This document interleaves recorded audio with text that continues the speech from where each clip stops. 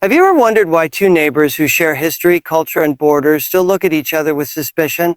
Why every attempt at peace between Pakistan and Afghanistan turns into another round of blame and distrust?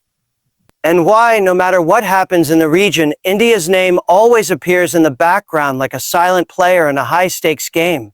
Is this mistrust truly about borders or about something deeper? What if the real story goes back decades? Power struggles and shifting alliances.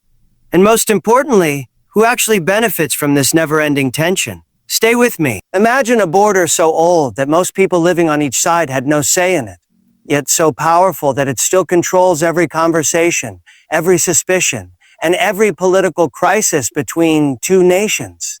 Now imagine this. A single line drawn on a map more than 100 years ago by people who would never live there somehow becomes the backbone of a 75-year trust deficit between Pakistan and Afghanistan. How does a line like that keep two neighbors apart? How does a border turn into a psychological wall? And why does it carry more weight than treaties, diplomacy, or promises? This is where the real story begins. That line known as the Durand line was never just a border. It became a symbol, a political tool, and a constant reminder of unresolved history. For Pakistan, it's the internationally recognized boundary, the official division between two sovereign states. But for Afghanistan, especially for many leaders over the decades, it has represented something incomplete, something imposed, something never fully accepted. And when one side sees finality while the other sees unfinished business, mistrust becomes the default mode. The fascinating part is that neither side created this issue, they inherited it. But what they did afterward shaped everything. After 1947, when Pakistan became an independent state, Afghanistan was the only country that refused to recognize its new borders. Not because of hostility, but because of historical disputes and ethnic connections that stretched across the frontier. Tribal families, cultural ties, trade routes, all existed long before any political map. So the question became, how do you divide something that was never separated in the first place? But this is where the story gets even more complicated. Afghanistan's internal politics kept shifting. Monarchs, republics, communists, mujahideen, Taliban. Each government had its own viewpoint. Some wanted negotiations, some wanted revision, and some wanted the border erased entirely. Pakistan, meanwhile, wanted one simple answer: a clear, permanent acceptance of the border to remove uncertainty. And when that acceptance never came, Pakistan's mistrust grew. Over time, this disagreement evolved into something much bigger than a historical dispute. Every conflict, every migration wave, every security issue, and every diplomatic breakdown somehow circled back to this border. Even when both countries wanted peace, the shadow of the Durand line stood between them like an unresolved question no one dared to answer honestly. But here's the twist you might not expect. The border wasn't just a geographical issue. It became a political weapon. Afghan leaders sometimes questioned it to gain support at home. Pakistani leaders emphasized it to solidify their position. And external players found opportunities in this divide, turning the border from a line into leverage. Whether it was Cold War powers, regional competitors, or influential allies, everyone had a stake in keeping the question alive. So the mystery is this: how can a line drawn in 1893 still shape decisions made in 2025? Why can't two nations simply sit, talk, and settle the matter once and for all? And most importantly, who benefits from keeping this border dispute unresolved? Because when you look closely, it becomes clear the mistrust didn't survive because of the line itself. It survived because the line became useful, and the story only gets deeper from here. Imagine having a neighbor who one day treats you like family, and the very next day acts like a complete stranger. One moment, there's hope, smiles, handshakes, and the next, there's tension, suspicion, and accusations flying back and forth. Now imagine that this back and forth has been happening not for a month, not for a year, but for decades. That is exactly what makes the relationship between Pakistan and Afghanistan feel less like diplomacy and more like an unpredictable roller coaster. But here's the real question. Why does this relationship swing so wildly? How can two countries be so close and yet so far apart at the same time? The truth is, Pakistan and Afghanistan have always been caught between friendship and rivalry, between shared culture and competing agendas. Their relationship has never been just black or white. It has always lived in the gray zone, and that gray zone is where mistrust grows. On the surface, these two nations have every reason to be allies. They share history, trade routes, ethnic ties, and deep cultural overlap. Millions of Afghan refugees found safety in Pakistan during the Soviet War. Generations of Afghans grew up in Pakistani schools, streets, and markets. You would think these connections alone would build a foundation of lasting trust. But beneath the surface, two very different stories were being written. Afghanistan often believed Pakistan wanted too much inside its borders, political, economic, and strategic. Pakistan, on the other hand, believed Afghanistan was opening doors for Pakistan's rivals and allowing groups hostile to Pakistan to operate on Afghan soil. Both sides saw themselves as reacting to the other, not starting the problem. Both felt justified, and both believed the other was hiding something. This is where the unpredictability comes from. Each new Afghan government brought a new attitude toward Pakistan. One leader would shake hands warmly, hoping for cooperation. The next would accuse Pakistan of meddling. Another would request Pakistan's support in peace talks. The next would shut the door and turn toward other allies. Each shift created a new storyline, a new expectation, and a new disappointment. Pakistan too played its own part in the cycle. At times it offered help and support. At other times it backed groups or strategies that Afghanistan viewed with suspicion. Both countries kept trying to protect themselves, but in the process, they kept repeating the same patterns. It's like two people trying to fix a broken friendship, but choosing the wrong tools every time. What makes this dynamic even more intense is that neither side fully trusts the other's promises. When progress happens, both countries worry it won't last. When tension rises, both expect it to get worse, they go. Imagine building a bridge while wondering if the person on the other side is secretly removing screws. That's how fragile the relationship has often been. And here's the twist that keeps audiences hooked. Every time these two nations start getting closer, something or someone steps in and resets the trust level back to zero. Sometimes it's a political change. Sometimes a security incident. Sometimes a shift in alliances. And sometimes external influence from countries who benefit when Pakistan and Afghanistan don't see eye to eye. So the question becomes, is the mistrust natural or is it engineered? Are Pakistan and Afghanistan truly enemies or just trapped in a cycle that neither knows how to break? And who gains the most from keeping their relationship unstable? Because once you understand that, the rest of the story opens up in ways most people never see coming. Imagine two people arguing in a room, voices rising, emotions boiling. And then, without saying a word, a third person quietly walks in and takes a seat. They don't shout, they don't point fingers, they don't even interrupt.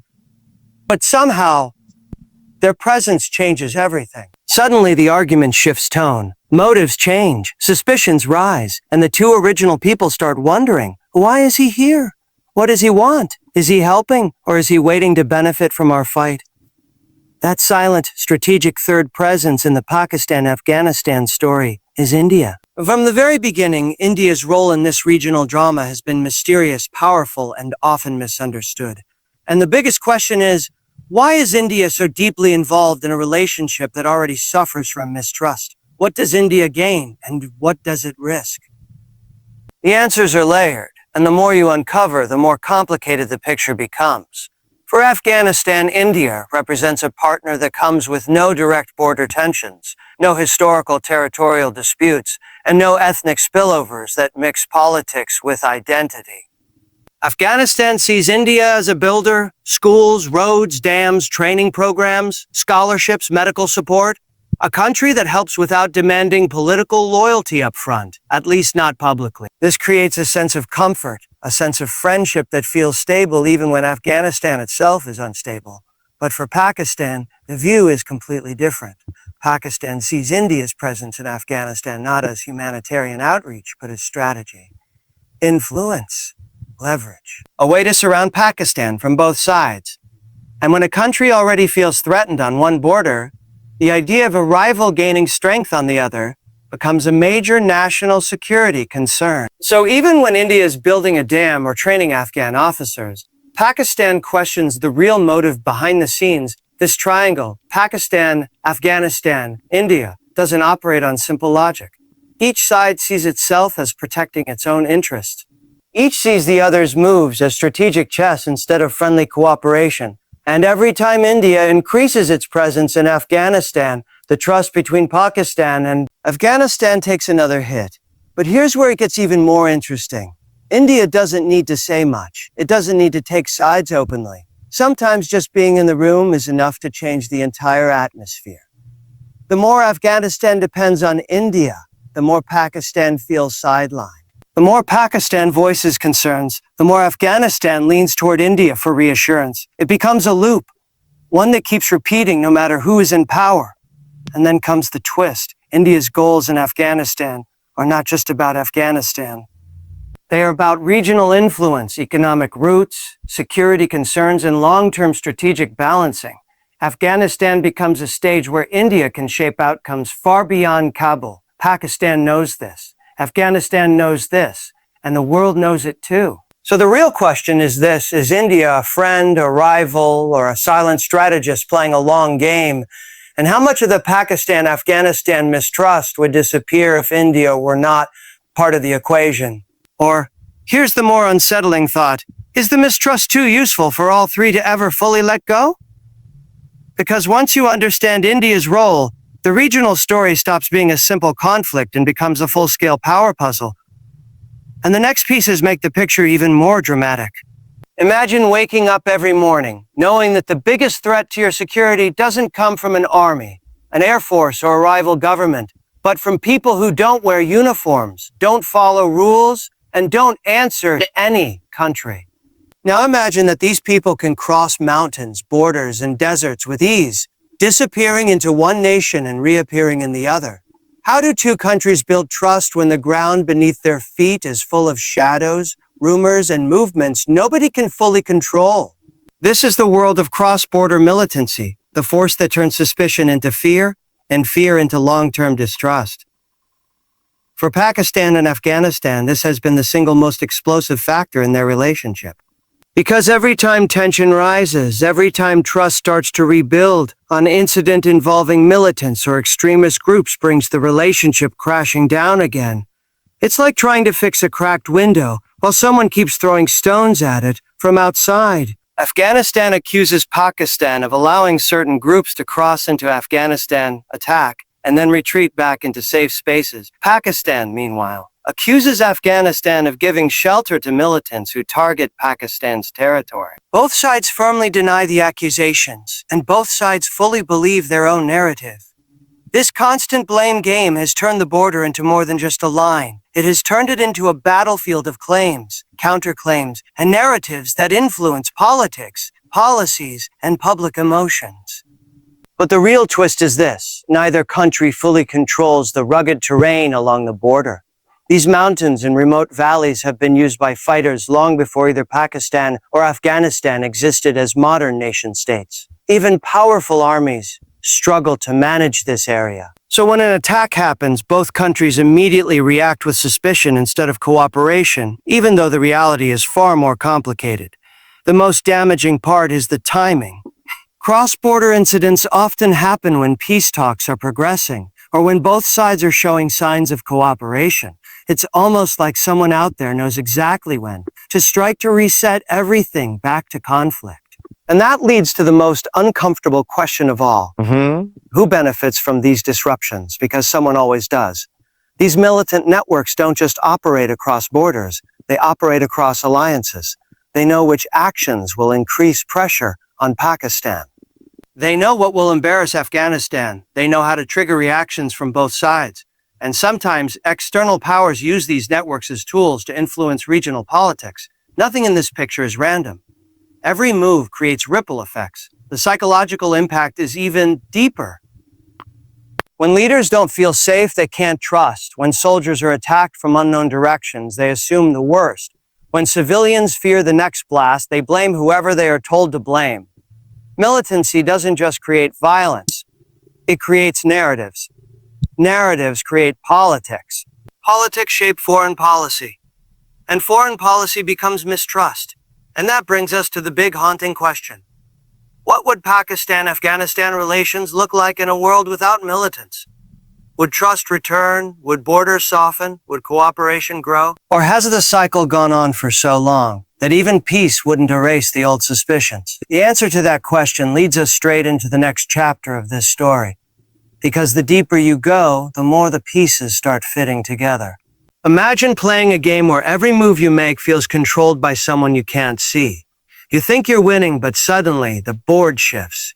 You think you're losing, and suddenly the pieces rearrange themselves. Now imagine that both Pakistan and Afghanistan feel exactly like that. Two players on a board where the real power doesn't always sit in Islamabad or Kabul. So the question becomes, who is really pulling the strings? Who shapes the narrative? Who benefits when trust collapses and tension rises? Because in this story, the loudest voices aren't always the ones in charge. And the quietest forces often hold the most influence. When people talk about Pakistan and Afghanistan, they see two countries locked in mistrust. But behind that mistrust is a much bigger battle for influence, one that involves global powers, regional competitors, intelligence agencies, militias, economic players, and political actors who all want something from this region. And every time trust seems possible, one of these forces steps in to tilt the balance. For Afghanistan, power has never been held by just one government. Different factions, ethnic groups, warlords, political movements, and external supporters constantly compete to shape the country's direction. Foreign aid, military assistance, political alliances, each comes with strings attached. And whenever Afghanistan shifts toward one partner, another partner feels threatened. That constant tug of war creates instability, kills trust.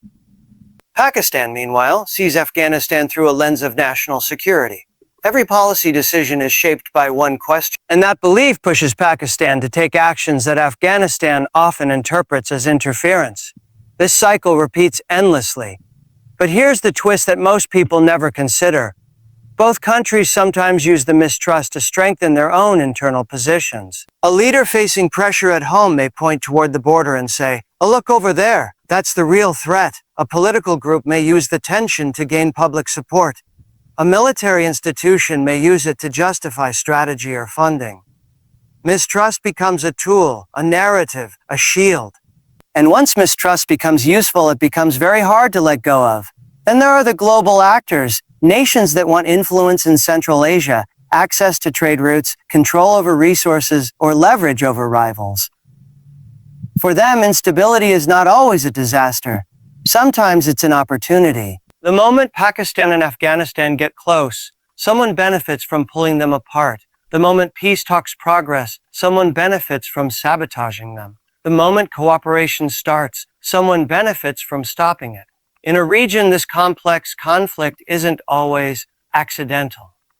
But the most haunting part of this entire story is this.